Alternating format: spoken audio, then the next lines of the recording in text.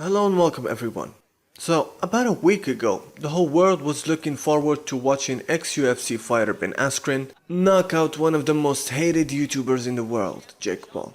But against the odds, Jake Paul managed to pull a win, the circumstances of which are quite bizarre, but we won't really dig deep into it.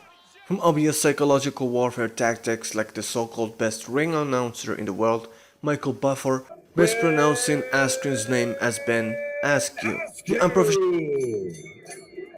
unprofessional commentary from Snoop Dogg and the rest commentators, Control the fight. I hope they start kissing. Yeah. You think they'll start kissing? and the super early stoppage by the referee despite the contender being relatively fine. All leading people to the idea that the fight might have been rigged. Anyway, after the shocking knockout, you can see Askren few minutes later smiling with his wife like there is no tomorrow, despite going through what most people might consider the most embarrassing moment of his career, one that can only be rivaled by his other embarrassing loss to Jorge Masvidal, which he lost in only 5 seconds.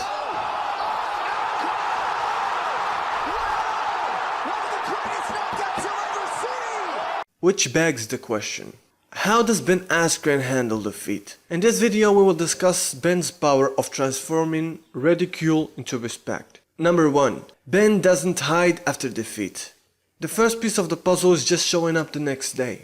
Even if the loss is brutal, people will respect you for not cowering away. Do you remember Ronda Rousey? She was the most dominant female UFC fighter and the highest earning MMA fighter just a couple of years ago.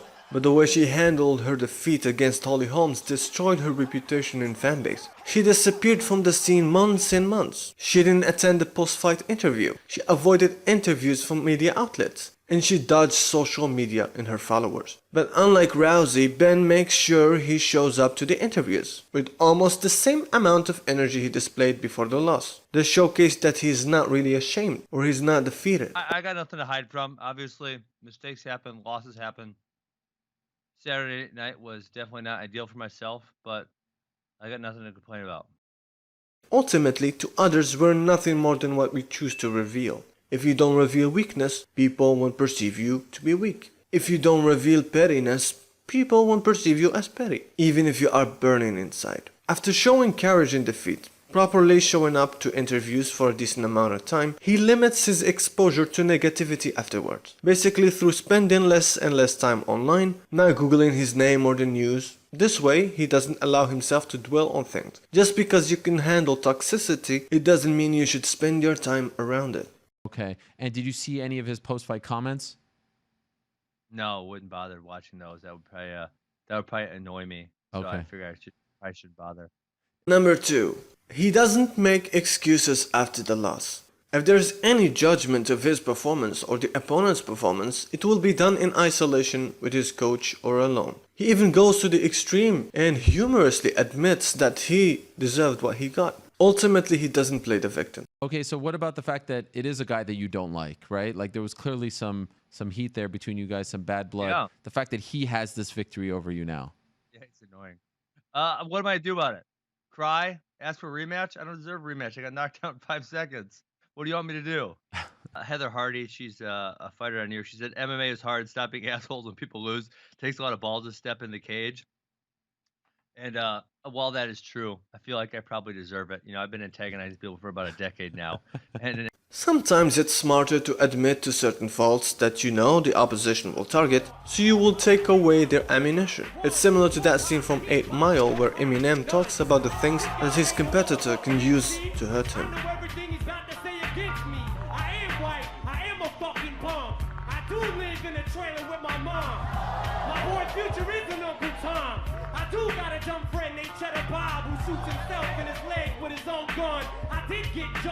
It's a way to control the narrative and show the lack of creativity of the opposition, since they will be forced to repeat what you said, making them look like an unoriginal a-hole. Never forget who you are or what you have done because the rest of the world will remind you of it, constantly. So he makes sure to be the first one to admit it or even mention it. This can be seen in how he tweeted his KO against Masvidal. He makes fun of how he set the quickest knockout in UFC history like it was a collaborative effort.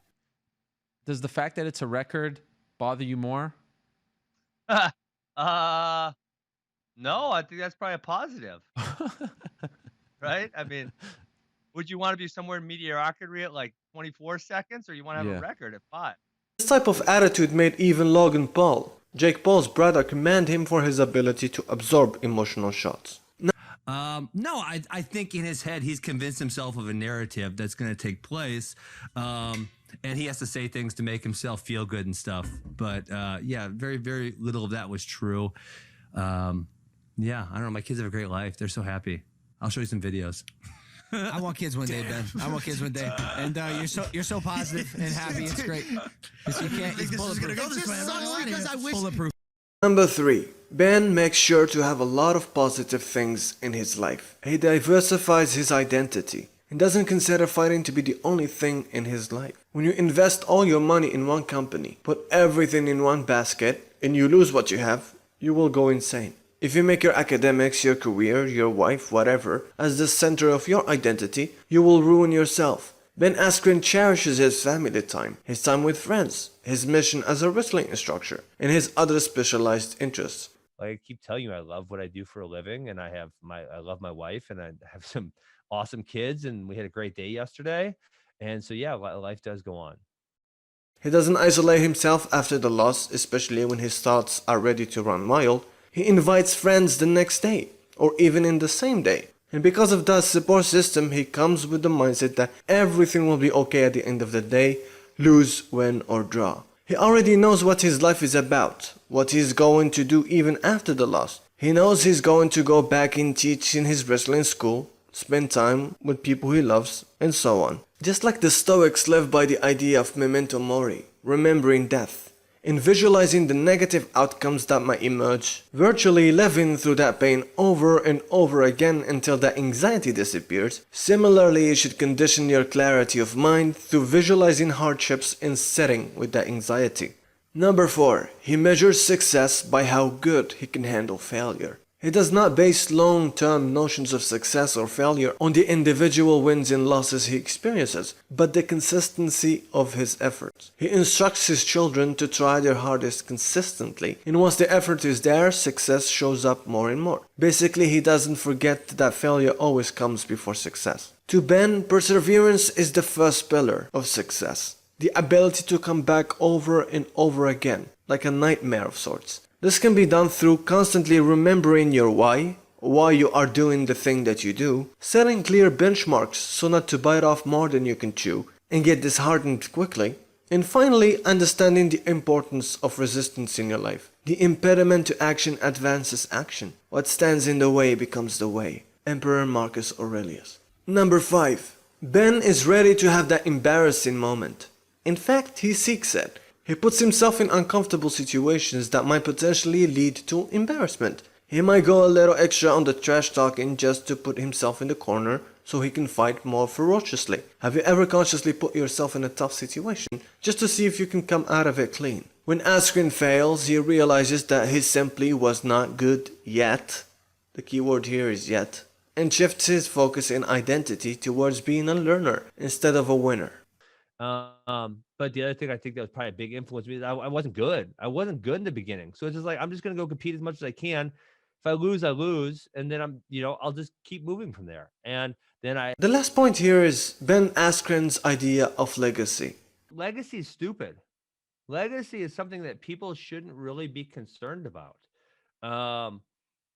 Because you should just be worried about what you're doing on the day-to-day basis. Like, moving forward, well, I'm gonna keep trying to coach as many kids and change as many lives as I can. And if I somehow long-term achieve something and people want to think back on me favorably or unfavorably, then they're gonna do that. But you can't determine what other people think, and you can't let what other people think dictate your actions.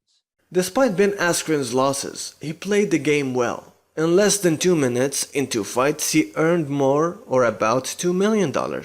And skyrocketed his social media following beyond the imagination of most people. Whether you think he's playing the archetype of the common man in order to gain that following, or he's simply being himself, one thing that you can do for sure, and that is learn how to take a loss from the legend that is Ben Askew. So if you like this video, make sure to leave a like, comment, and subscribe. And before you go, make sure to check this video over here. You see that one? Yeah. I'll see you there.